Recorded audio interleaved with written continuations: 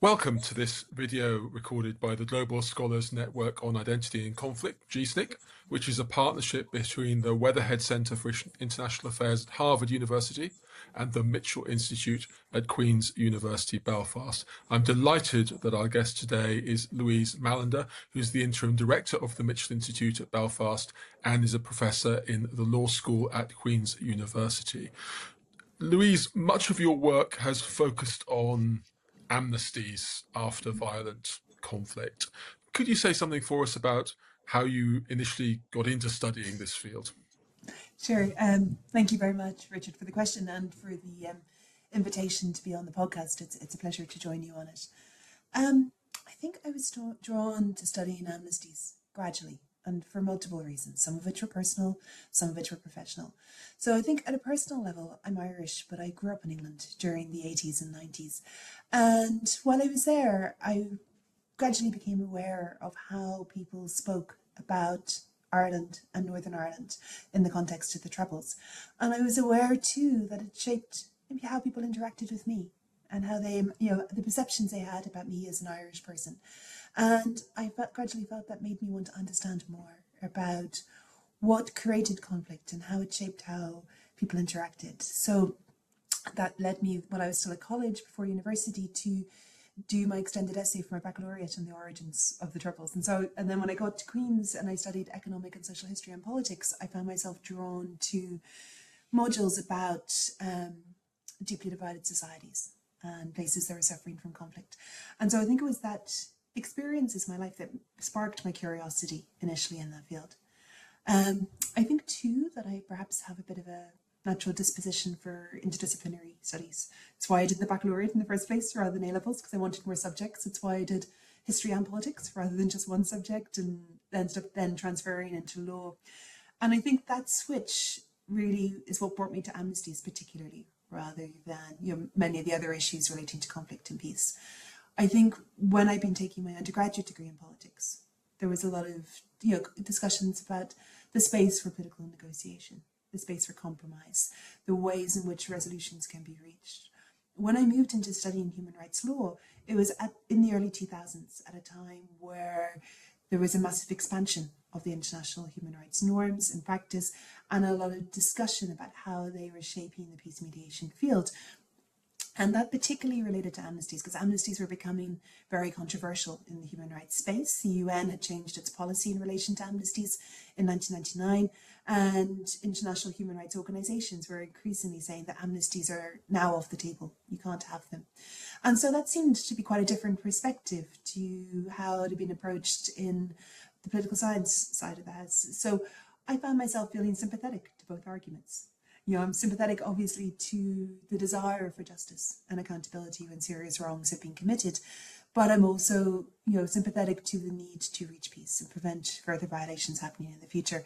And so that, these two different perspectives led me to thinking I wanted to understand a bit more about amnesties, a bit more about how they're used, because I found I didn't have a strong opinion. I could see the right on both sides.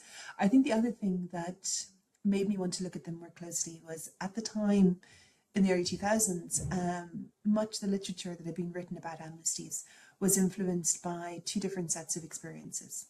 The experiences in South America, where when amnesty laws had been introduced, they were mostly self-amnesties introduced for the serious human rights violations committed by the military juntas, and they were unconditional amnesties. And then the other polar opposite really experience was the one in South Africa, where the amnesty had been part of the transition from apartheid, and the amnesty itself was granted to individuals in exchange for them disclosing the truth about their involvement in political offences, including serious violations. And I had a sense that perhaps those two different types of models of amnesty were not the most representative of how amnesties were used in the world.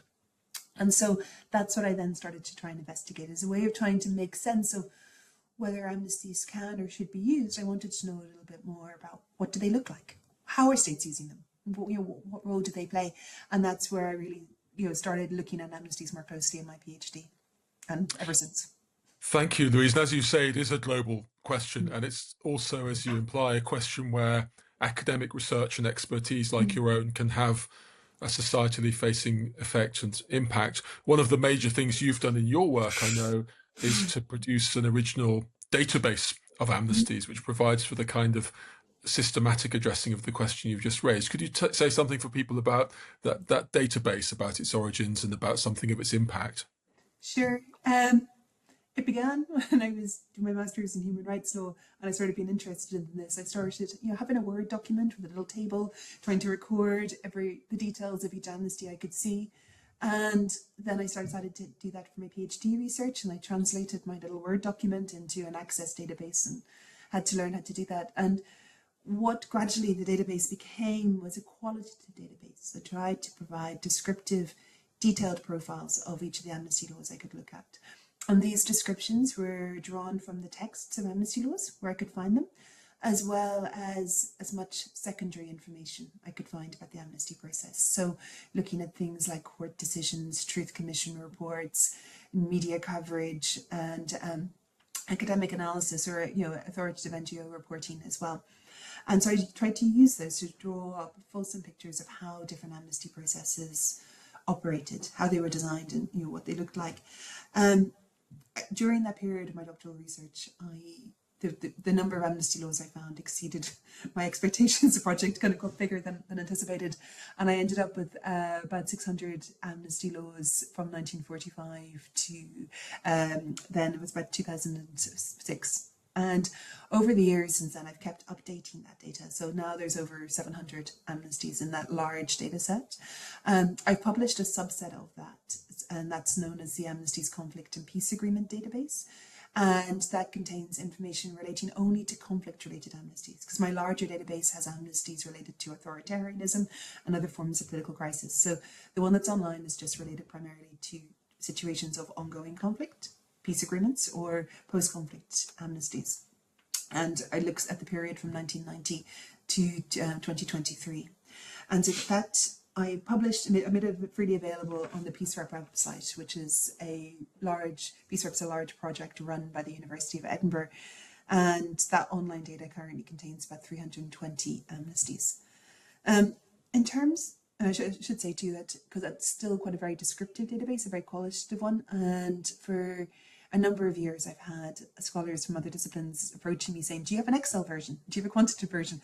So I'm finally working on that now. I'm just it's all been curated, and I'm just doing the final checks, like proofreading it essentially before it's published. So I hope it will be out in the new year on the PeaceRep website as well. But in terms of why I think it's been useful for scholars and practitioners, I think it's been useful for a few things. Since I initially started making the database available, I found that it's become a key data source for other scholars doing empirical work on amnesties and transitional justice. So there have been a number of other studies that have taken my amnesty data and then added to it using data from other sources, and use that to try and answer different questions about what types of impact amnesties have on peace or on the rule of law, or thinking about what type of situations perhaps give rise to amnesties more often, or perhaps looking at particular forms of amnesties, such as amnesties for non-state armed groups. So it's been a resource for scholars working in different fields and different questions. I think what's also been interesting for me is that I think it's been useful for practitioners working with conflict mediation in a variety of settings. So I found that my research has been cited in reports produced by international conflict mediation NGOs, and at different times policymakers and civil society actors in different conflict-affected societies have also relied on that data. Sometimes they've just used what's publicly available. Sometimes they've contacted me and asked me to kind of look for examples of different forms of amnesties, or talk to them about design options using the data to inform those conversations. And I think as a law professor, one of the questions that's particularly interested me is looking at what this data tells us about what states are doing with respect to amnesty laws. Because state practice is really important for understanding international law. It shapes how we interpret international treaties, and state practice also creates customary international law along with opinio juris. And so being able to use this data to have a look at what the patterns in state practice are gives us a sense of what the legality of amnesties is today. So I think it's been useful for those type of questions, and it's those things I think that have led to it being cited on a few occasions in UN reports or in decisions by international courts. Thanks, Louise. The work has, as you suggest, had scholarly but also practitioner-facing effect. You are very much a scholar at the centre of it, and I know your current monograph project is one which again does focus on amnesties, and while I think it will have practitioner-facing impact, it's also very much engaging with scholarship and scholarly debates. Could you say something about that book that you're working on at the moment? Sure, thank you. Yes, I mean, the current book really is a continuation, but also an expansion of some of the work I've been doing over the years on the legality of amnesties. So it's looking not at all issues relating to the legality of amnesties, but looking specifically at customary international law. And in some ways, it really uses the question of the legality of amnesties as a case study to think about how do we know what customary international law rules are? How are they formed within areas of international human rights law, particularly because there are debates within this field among different academics and jurists around the appropriate methodologies that we should use. What evidence should we use in trying to determine what the law is? And so I try and engage in those debates using a range of data around amnesties as a source. So I use obviously my amnesty law database, but I supplement that with other data relating to the negotiating history of key international treaties where amnesties were discussed in those negotiations, generally with respect to proposals that amnesties be prohibited for serious violations, none of which were adopted in the resulting treaties. I also have new data sets relating to domestic regulation of the use of amnesties, so looking at domestic rules and saying, can amnesties be granted to serious violations or not? And in most cases, it's very few states that have done that. I've also created a new data set which should be published soon around the language in peace agreements with respect to amnesties. And you're looking at who benefits from those amnesties, what type of crimes are covered, what types of conditions are attached. And the last tranche of data that I'm using for the book relates to how third states respond to amnesties introduced elsewhere. And so it's a much broader analysis of state practice in this area. And I want to try and use that to make reflections about, firstly, about the methodology of identifying customary international law norms, and secondly, for thinking about the legality of amnesties in this area in a context where, as recently as 2020, the International Criminal Court said, the status of amnesties under international law remains under development. And so it's into that grey area of law that I want to try and make a contribution. Thank you. I'm sure it'll make a huge contribution. And as you suggest there, Louise, it does face into many different contexts around the world. It's also true that the context within which we produce our own research can often be distinctive. You and I both live and work in Belfast. Could you say something about, not just in terms of amnesties, but as a human rights lawyer and human rights scholar, the distinctive advantages, difficulties, challenges, richness of working in a setting like Belfast, which obviously has had very particular questions with regard to conflict and with regard to hopefully the ending of that conflict on an enduring basis, and also specifically with regard to amnesties. Can you say something about being a scholar of all of this in Belfast specifically? That's my final question for you today. Sure, that's a great question. I think it really is central to much of what I do. I mean, I think firstly, I live here, it's my home, I'm raising my kids here. I want the peace process to work. And so in some ways, its local context shapes my research interests. In parallel to working on amnesties and other questions over a number of years, I've had a long-term research interest in how to deal with the past here in Northern Ireland. And so that encourages me to take my knowledge of international law or transitional justice practice in different societies around the world and think about how can that inform approaches here in Northern Ireland. So it's something that I always want to be working on and trying to contribute to. I think what's also interesting for me, and you'll know this, of course, yourself, Richard, is that Northern Ireland has often adapted quite bespoke approaches to dealing with the legacy of our past and to institutional reform. Things that are done in Northern Ireland are often quite different to what happens in other societies. And so I think that's useful to think about sometimes. I think it makes me think about what compromises were necessary here in terms of achieving peace.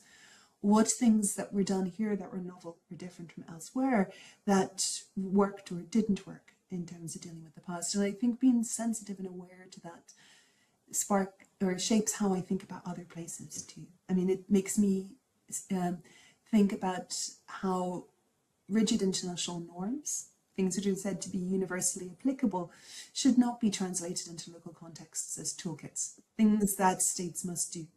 I think it instead speaks to the need for approaches to dealing with the problems of conflict being very much adapted to the local context.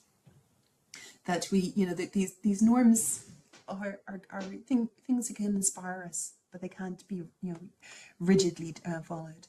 And I think that then shapes how I engage with other settings. Often, if I'm contacted by people in other parts of the world who are interested in amnesties, for example, and they ask me what to do, I tend not to say what they should do.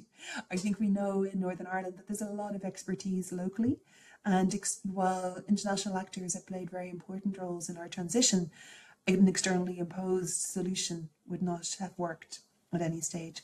So I think that experience in Northern Ireland shapes perhaps how I engage with other places, and think about my role as an external person can perhaps be helping them discuss the options that are available, thinking about the framework or the questions that they would need to work through with respect to amnesties or other forms of transitional justice to adapt the plethora of options that are available to their particular context.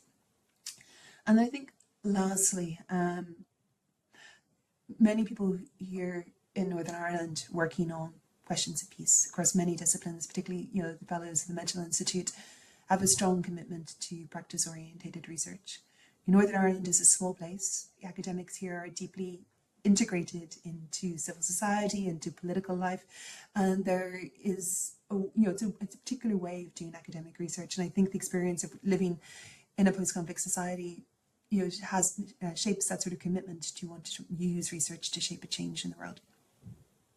Louise, thank you very much. As you say, the Mitchell Institute is characterised by a commitment both to scholarship and to societally facing engagements and trying to make a practical difference. I know that's something that's profoundly shared by colleagues at the Weatherhead Center, our partners in GSNIC. And I think your work is a wonderful example of that high-grade scholarship, which tries to make a major difference on huge issues of significance in conflict and post-conflict settings. Louise Mallinder, thank you very much indeed. Thank you, Richard. It's a pleasure to speak to you.